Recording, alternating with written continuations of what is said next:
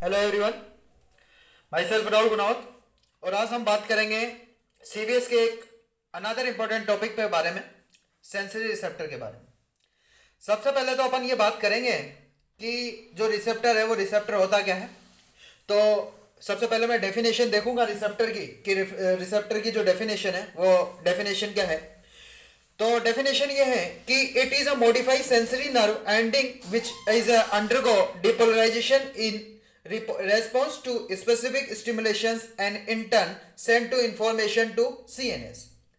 मतलब क्या है इसका लाइन का, ध्यान से समझिएगा, ध्यान से सुनिएगा कि रिसेप्टर एक वो स्पेशल नर्व एंडिंग होते हैं जिन पे जब स्टिमुलेट अप्लाइड होता है तो वो डिपोलराइजेशन होते हैं और फिर उस इंफॉर्मेशन को सीएनएस तक पहुंचाने का जो काम करते हैं ना, उनको बोला जाता है रिसेप्टर। देखो मैंने क्या कहा कि रिसेप्टर एक वो स्पेशल नर्व एंडिंग होते हैं जब उनपे एक स्टिमुलेट अप्लाई कर होता है जिसकी वजह से डिपोलराइजेशन होंगे वो, और डिपोलराइजेशन होंगे फिर उस इंफॉर्मेशन को वो हमारे सीएनएस तक पहुंचाने का जो काम करते हैं ना, उसको बोला जाता है रिसेप्टर। फिर उसके बाद में देखते हैं कि इन रिसेप्टर का काम क्या है।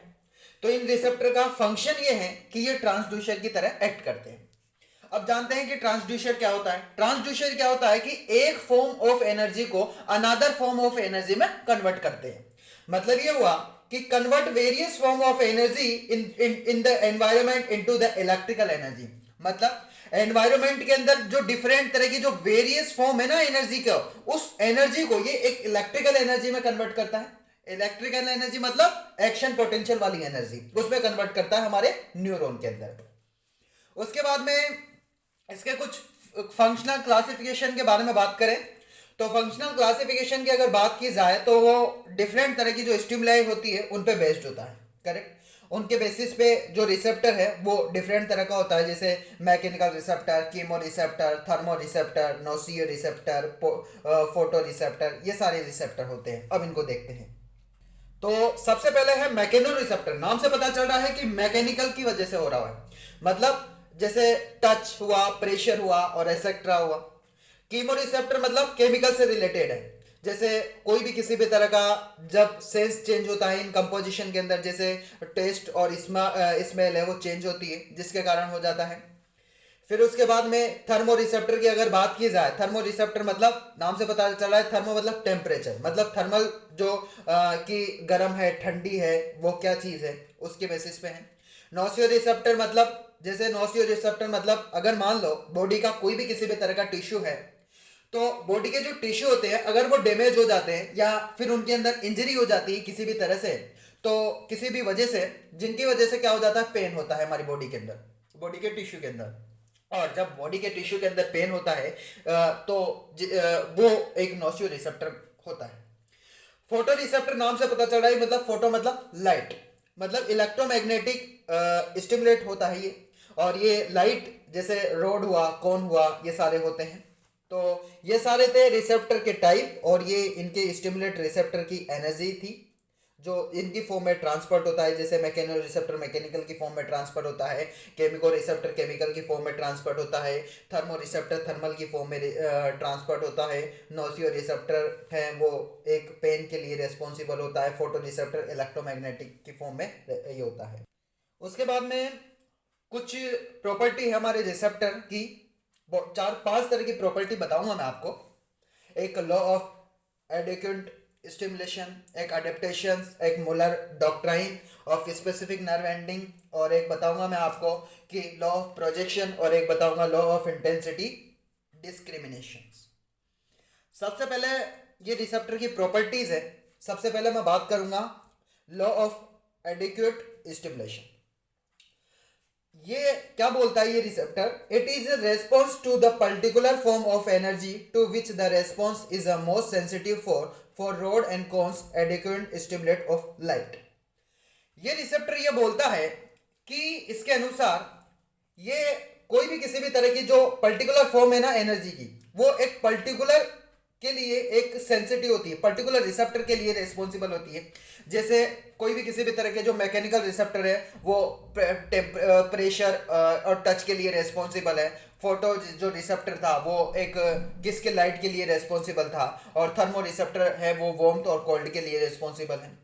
जिस तरह से हमारी बॉडी के जब सेरेब्रम के अंदर पढ़ते हैं कि fore brain, mid brain, hind brain, वो डिफरेंट तरह के पार्ट होते हैं कि कौन सा पार्ट है वो इसके लिए रेस्पॉन्सिबल होता है, कौन सा स्मेल के लिए रेस्पॉन्सिबल होता है, कौन सा टच के लिए रेस्पॉन्सिबल होता है, कौन सा प्रेशर के लिए रेस्पॉन्सिबल होता है। तो बॉडी के जो मतलब ब्रेन के जो जितने भी पार्ट है अलग अलग तरह के, तो हर अलग अलग तरह का पार्ट अलग अलग तरह के जो प्रोसेस है उनके लिए रेस्पॉन्सिबल होता है। उसी प्रकार और उसी तरह यहाँ पे भी जो रोड एंड कोन की अगर बात की जाए, ये रोड एंड कोन हमारे लाइट के लिए स्टिमुलेट होते हैं, एडिक्वेंट करते हैं। उसके बाद में सेकंड है अडेप्टेशन। अडेप्टेशन क्या है, नाम से पता चल रहा है कि when the stimulation of a constant stim is applied to the receptor, this is a decreased frequency of action potential in the sensory nerve are called desensitization।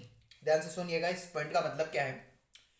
इस पॉइंट का मतलब ये है कि मान लो कोई चीज है, अब उस पर आप लगातार बार बार बार बार बार बार कांस्टेंट स्ट्रेंथ देते रहे तो उसकी शुरू में तो उसकी फ्रीक्वेंसी बढ़ेगी यार, मतलब जो उसकी एक्शन पोटेंशियल की फ्रीक्वेंसी है वो शुरू में तो बढ़ेगी, बट धीरे धीरे बार बार वही चीज करवा रहे हो आप, तो कहने का मतलब उसकी जो एक्शन पोटेंशियल है वो घट जाएगी। एग्जांपल देके समझाता हूं आपको।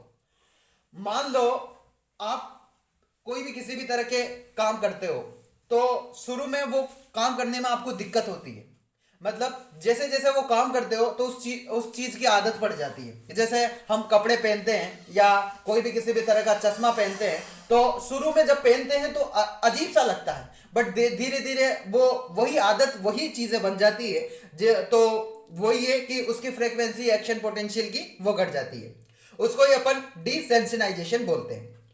ये दो तरह की होती है, एक फेशिक और एक टोनिक। फेशिक का मतलब है कि रैपिडली एडेप्टेटिव हो, जैसे कोई भी किसी भी तरह का पेशेंट कार्पल सेल्स मतलब प्रेशर डिटेक्ट करता ही है।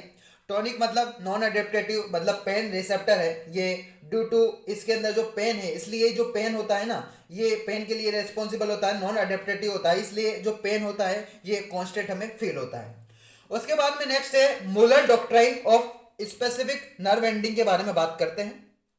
तो Muller doctrine of specific nerve ending ये बोलता है कि ये कोई मैटर नहीं करता कि जो एनर्जी है वो किस फॉर्म में अप्लाइड हो रही है, ये कोई मैटर नहीं करता कि एनर्जी किस फॉर्म में अप्लाइड करती है, हर सेंसरी पाथवे होता है वो कन्वे करता है एक सेम फॉर्म ऑफ एनर्जी को, विद डिजाइन होती है एक स्पेसिफिक।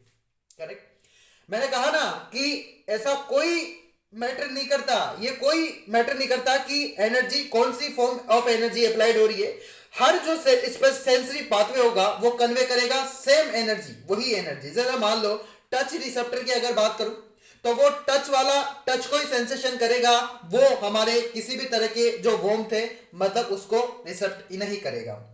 मान लो रोड एंड कोन वाला है, वो लाइट को ही सेंसिटिव करेगा, सेंसेशन फील करेगा, मतलब दूसरे को नहीं कर पाएगा।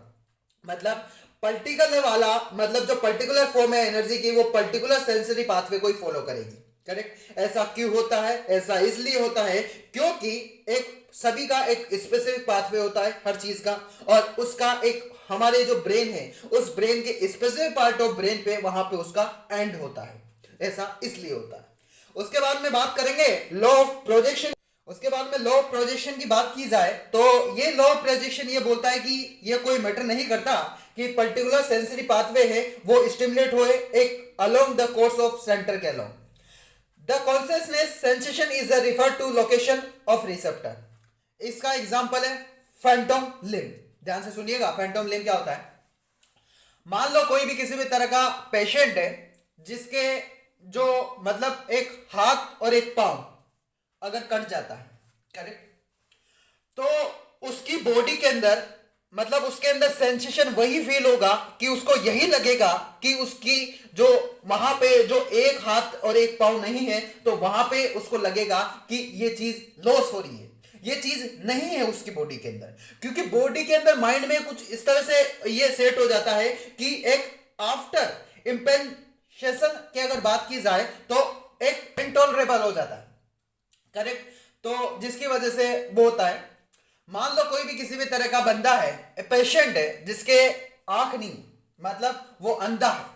अंधा है मतलब उसको वही लॉस होगा, मतलब उसको ये लगेगा कि यार वो अंधा है खुद, मतलब उसके अंदर सेंसरी जो लॉस होगा वो आंखों से लॉस होगा, मतलब आंखों के अंदर सेंसेशन लॉस होगा।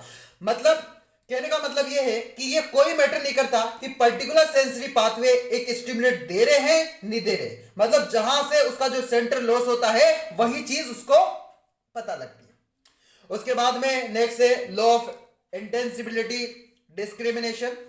ये बोलता है कि receptor have ability to approachable different intensity, mild, moderate, severe and given sensation। Law of intensity ये बोलती है कि जो डिफरेंट तरह की जो इंटेंसिटी होती है, जैसे माइल्ड हुई, मॉडरेट हुई और सीवियर हुई, ज्यादा है, कम है, नॉर्मल है, एवरेज है, तो वो गिवन सेंसेशन पे डिपेंड करती है, वो दो पाथवे पे डिपेंड करती है। Bye variation of frequency of action potential और वेबनर फ्रेंच लॉ भी बोला जाता है। यह बोलता है कि फ्रीक्वेंसी अगर ज्यादा होगी तो कहने का मतलब इंटेंसिटी भी ज्यादा होगी। मतलब जो फ्रीक्वेंसी है, लॉ ऑफ वेबनर फ्रेंचर लॉ ये बोलता है कि फ्रीक्वेंसी है ये इंटेंसिटी पे डिपेंड करती है। अगर फ्रीक्वेंसी है हमारी एक्शन पोटेंशियल की अगर ज्यादा है तो इंटेंसिटी भी ज्यादा होगी, अगर एक्शन पोटेंशियल की फ्रीक्वेंसी कम है तो इंटेंसिटी भी कम होगी। उसके बाद में bye variation number of receptor stimulate, ये बोलते हैं कि रिसेप्टर एक्टिविटी ज्यादा, अगर ज्यादा रिसेप्टर एक्टिव होगा तो इंटेंसिटी है वो इंटेंसिटी भी ज्यादा होगी। तो आशा करता हूं कि ये जो वीडियो है रिसेप्टर के बारे में, जो सेंसरी रिसेप्टर के इसके फंक्शन, क्लासिफिकेशन और कहने का मतलब इसके अंदर जो प्रॉपर्टी थी रिसेप्टर और लॉ की, वो समझाई मैंने। तो आशा करता हूं कि ये वीडियो आपको पसंद आया हुआ होगा। अगर ऐसा हुआ है तो please like share and subscribe my medicos studio YouTube channel, और इसके जो नोट्स अपने टेलीग्राम चैनल पर अपलोड कर दूंगा मैं, वहां से आप देख सकते हो। Thank you.